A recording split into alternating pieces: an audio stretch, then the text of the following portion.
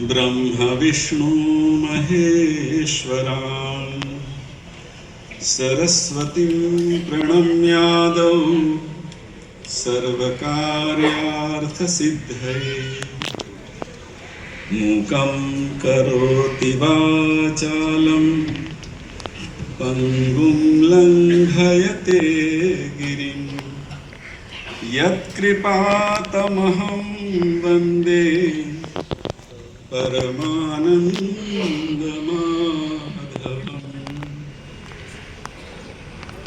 जय श्री कृष्ण।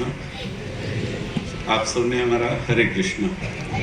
અહીં ઉપસ્થિત વિદ્વાનો, વડીલો, માતા પિતા સમાન અને ભાઈઓ બહેનો, સૌથી પ્રધાન તો આપ ધર્મને જાણો છો અને માણો છો, એટલે આપ સૌના ચરણોમાં અમારા ખૂબ ખૂબ વંદન.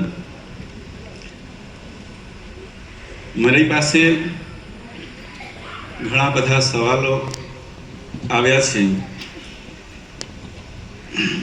એના માટે પહેલા આપણે જાણી લઈએ કે ગીતા દ્વારા આપણે બધું સમસ્યાઓનું સમાધાન મેળવવાના પ્રયત્નો કરી રહ્યા છીએ.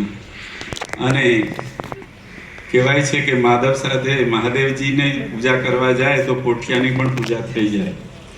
એ રીતે પારસભાઈને લીધે અમને પણ અહીં થોડો મોકો મળી ગયો છે.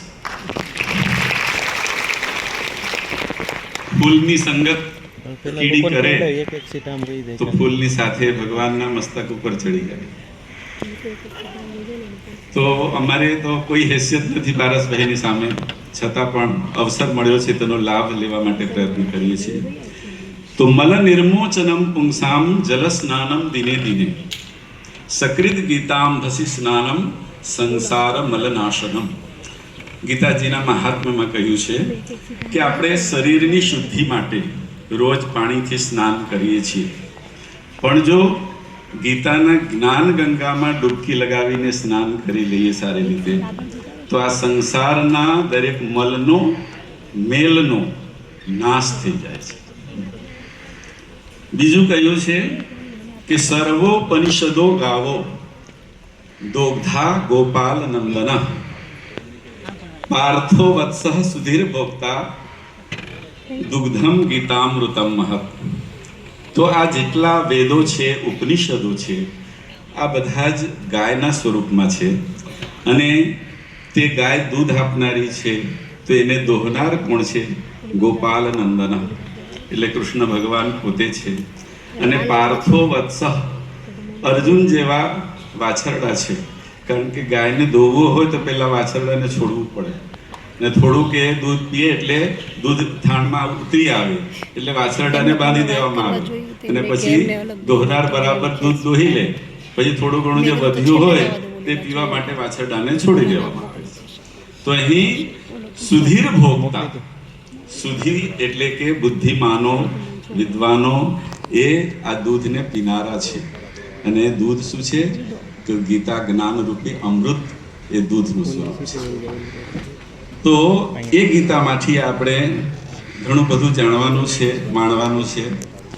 અહીં પ્રશ્નો મારી પાસે મોકલ્યા કે ધન માટે વધુ સમય લોકો આપવાની કોશિશ કરે છે, પ્રયત્ન કરે છે કે જેમ વધારે સમય આપણે ધન માટે આપીશું તેમ વધુ ધન આવશે. પણ આ એક બિલકુલ ભ્રમણા છે.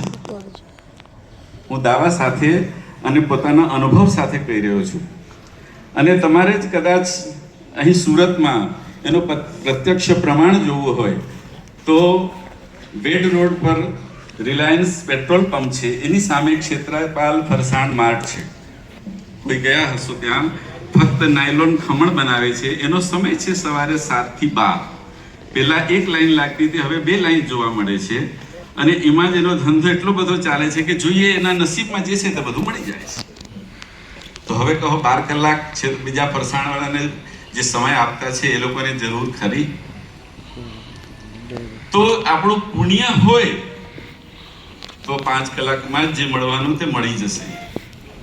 5 કલાકને બદલે 12 કલાક આપણે આપતા રહીશું, પણ જો પુણ્ય આપણું ન ધગધગતું હોય તો આપણે બેસી રહીશું, રાહ જોયા કરીશું ખરા.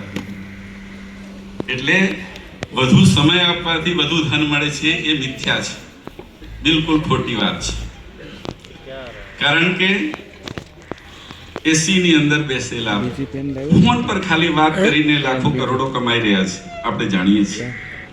અને એક મજૂર સવારથી સાંજ સુધી પરસેવો પાડીને 400 500 કે 1000 કમાતો હોય તો સમયની ક્યાં વાત.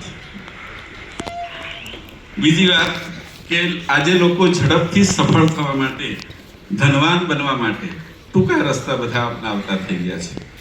પણ એ ટૂંકા રસ્તા સાચા ન હોય, સારા ન હોય તો સફળતાની કોઈ ગેરંટી નથી.